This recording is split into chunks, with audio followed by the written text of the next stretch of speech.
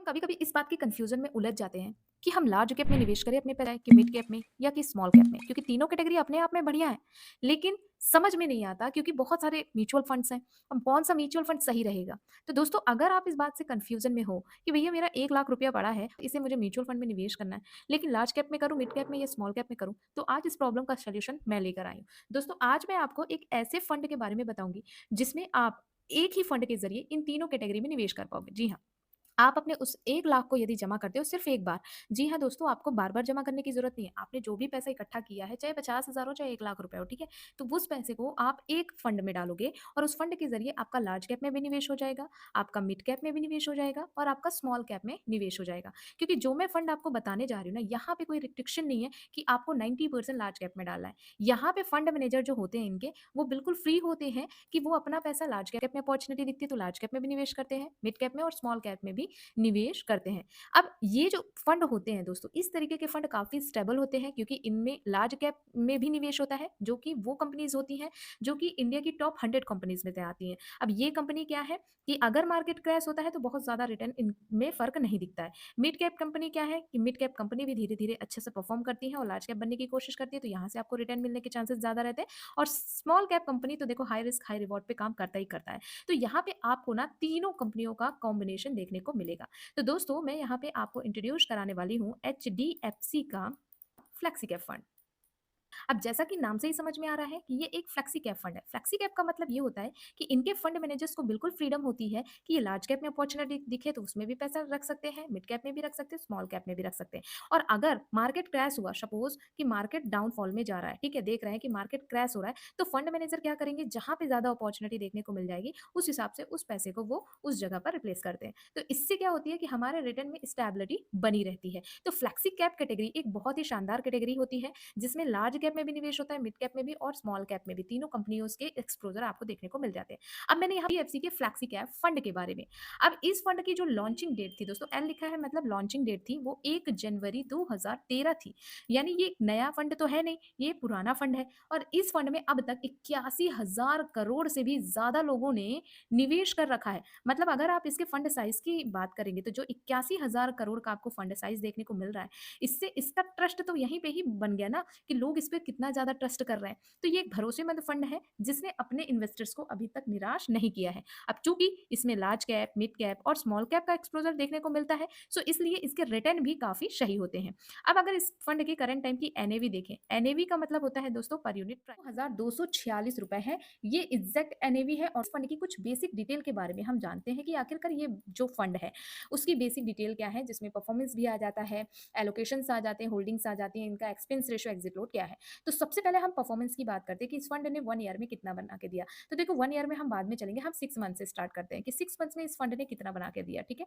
यहाँ पे रिटर्न, ठीक है, ऐसा मैं लिख देती हूँ, रिटर्न, ठीक है। तो 6 मंथ्स में इस फंड ने लगभग 15% से भी ज़्यादा का रिटर्न बनाकर दिया। जी हाँ दोस्तों, आपको देखकर थोड़ा हैरानी होगी लेकिन 15% से भी ज़्यादा का रिटर्न बनाकर दिया है। यहीं पे अगर 1 ईयर की बात करें तो थोड़ा आपको कम देखने को मिलेगा, 8% के लगभग इसका रिटर्न है। वहीं पे अगर बात करें 3 ईयर की, तो 3 ईयर में इसने लगभग 24% का रिटर्न बनाकर दिया है।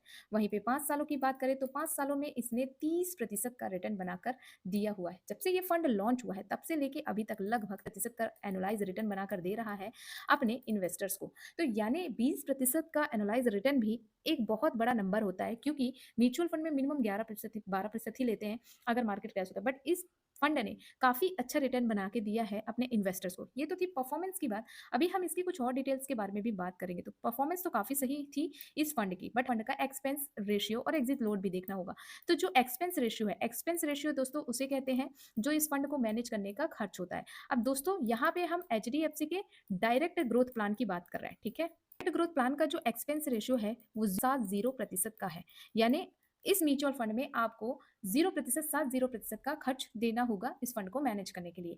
अब बात करते हैं एग्जिट लोड। पहले लॉकिंग की बात कर लेते हैं। क्या इस फंड में कोई लॉकिंग है? मान लीजिए किसी कारणवश आपको पैसे निकालने की ज़रूरत पड़ गई, तो क्या आप पैसे निकाल सकते हैं? तो बिल्कुल, इसका जवाब है हाँ, आप पैसे निकाल सकते हैं क्योंकि यहाँ पे आपको नो लॉकिंग देखने को मिलता है। अब नो लॉकिंग का मतलब ये है कि आप जब चाहे तब पैसा निकाल सकते हैं। लेकिन एक शर्त है, यदि आप 1 साल के भीतर पैसे निकालते हैं, यानी 1 साल के यदि 1 साल के पहले आप पैसे को विथड्रॉ करते हो तो आपको 1% का एग्ज़िट लोड देखने को मिल सकता है। अब ये एग्ज़िट लोड क्या होता है? दोस्तों इसे आसान शब्दों में समझे ना तो सिर्फ़ और सिर्फ़ एक पेनल्टी फ़ीस होती है, जो कि आपको देनी पड़ती है यदि आप समय से पहले पैसे को विथड्रॉ करते हो और यदि आप 1 साल के बाद पैसे को विथड्रॉ करते हो तो आपको कोई भी पेनल्टी फ़ीस यहाँ पे देने को नहीं होती है। क्लियर? तो आपने एक्सपेंस रेशियो और एग्ज़िट लोड भी देखा है। अब इसमें निवेश कैसे कर सकते हैं? देखिए निवेश करने के लिए या इन्वेस्ट कैसे कर सकते हैं? यहाँ पे मैं लिख देती हूँ इन्वेस्ट। इन्वेस्ट कैसे कर सकते हैं? देखिए म्यूचुअल फंड में निवेश करने के 2 ही तरीके होते हैं। एक होता है एक एसआईपी और एक होता है लंप सम। लंप सम, ठीक? लंप सम। अब एसआईपी में क्या होता है कि हम हर महीने थोड़ा-थोड़ा अमाउंट करके जमा करते हैं यानी मंथली निवेश करते हैं, ठीक है? मंथली निवेश करते हैं। लेकिन लमसम में हम क्या करते हैं, हम यहाँ पे वन टाइम सिर्फ़ एक बार ही निवेश करके छोड़ देते हैं। ये तो थी इसकी बेसिक डिटेल। अब बात करते हैं उस स्मार्ट स्ट्रैटेजी की जिसमें आप महज़ 1 लाख रुपए निवेश करेंगे और आने वाले कुछ सालों में उस 1 लाख की वैल्यू 1 करोड़ 21 लाख से ज़्यादा हो जाएगी। ये कैसे पॉसिबल होगा? तो चलिए समझते हैं। अभी तक हमने ये देखा कि जो ये एचडीएफसी का फंड है, इसने ऑल टाइम पे 20% का रिटर्न बनाकर दिया है। हम इसका एक्सपेक्टेड रिटर्न ये मान के चलते हैं कि ये हमें 20% का नहीं, महज़ आगे चल के 18% का भी रिटर्न देता है। तो हम इस एक्सपेक्टेड रिटर्न रेट से अब कैलकुलेट करेंगे। तो ये निवेश करता है, ठीक है? 1 लाख का निवेश करता है यदि इस फंड में आने वाले 5 सालों के लिए। उसे जो एस्टिमेट रिटर्न मिलेगा 1,28,726 रुपए का मिलेगा। अब यहाँ पे आपके इन्वेस्टमेंट अमाउंट को अगर मिला दिया जाए तो यही क्या हो जाएगा? 28,726 रुपए हो जाएगा। ठीक? अब यहीं पे यदि इसी इन्वेस्टमेंट को बढ़ाकर 10 सालों के लिए कर दिया जाता है, हमारा अमाउंट सेम मिलेगा 4,23,384 रुपए का और यदि 1 लाख रुपए की वैल्यू को ऐड कर दिया जाए तो टोटल फंड की वैल्यू बनेगी 5,23,384 रुपए। इसी निवेश को यदि 15 सालों के लिए होल्ड कर दिया जाता है, मान लीजिए 15 सालों के लिए इसी निवेश को हम होल्ड कर देते हैं, 10,97,375 रुपए।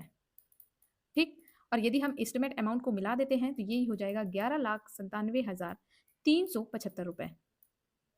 अब यदि इसी इन्वेस्टमेंट टाइमिंग को हम 20 सालों के लिए होल्ड करते हैं, तो हमारा निवेश था 1 लाख का ही 26,39,303 रुपए की बनेगी, जिसमें 1 लाख को ऐड कर दिया जाएगा तो यही बन जाएगा 27,39,303 रुपए की। अब यदि इसी इन्वेस्टमेंट अमाउंट को आने वाले 25 सालों के लिए निवेश कर दिया जाए, तो 1 लाख के निवेश पर 25 साल बाद जो एस्टिमेट रिटर्न बनेगा वो 61,66,863 रुपए का बनेगा, जिससे टोटल फंड की वैल्यू हो जाएगी 1 लाख को मिलाकर 62,66,863 रुपए का। किसी व्यक्ति ने 30 सालों के लिए इसी फंड में निवेश रखा अपने 1 लाख को तो 18% के एक्सपेक्टेड रिटर्न रेट से उसके फंड की वैल्यू बनेगी, जो कि आप देख सकते हो स्क्रीन पर 1,42,37,064 रुपए। और जब 1 लाख को मिला दिया जाएगा तो फंड की टोटल वैल्यू बन जाएगी 1,43,37,064 रुपए की। जी हाँ दोस्तों। अब आपने देखा कि कैसे एक छोटे से निवेश से 18% के एक्सपेक्टेड रिटर्न रेट से आपका ये जो छोटा निवेश है, यानी छोटी सी अमाउंट है, एक बड़े कॉर्पस में बदल गई, जिसे आप किसी भी ज़रूरत के लिए इस्तेमाल कर सकते हैं। आपको 30 साल का समय देना होगा। अब बहुत सारे लोगों के दिमाग में सवाल ज़रूर आ रहा होगा, 30 साल, ज़िंदगी का क्या भरोसा कि हम रहते हैं कि नहीं? दोस्तों अगर आप यही सोचकर निवेश नहीं करते हो, तो मैं आपको कहना चाहूँगी कि अगर आप जिएँगे या फिर अगर आप उस स्टेज तक पहुँच जाएँगे, तब आपको पछतावा होगा कि काश उस टाइम पे हमने निवेश किया होता। कम से कम हम अपना रिटायरमेंट तो सिक्योर करके रखते हैं।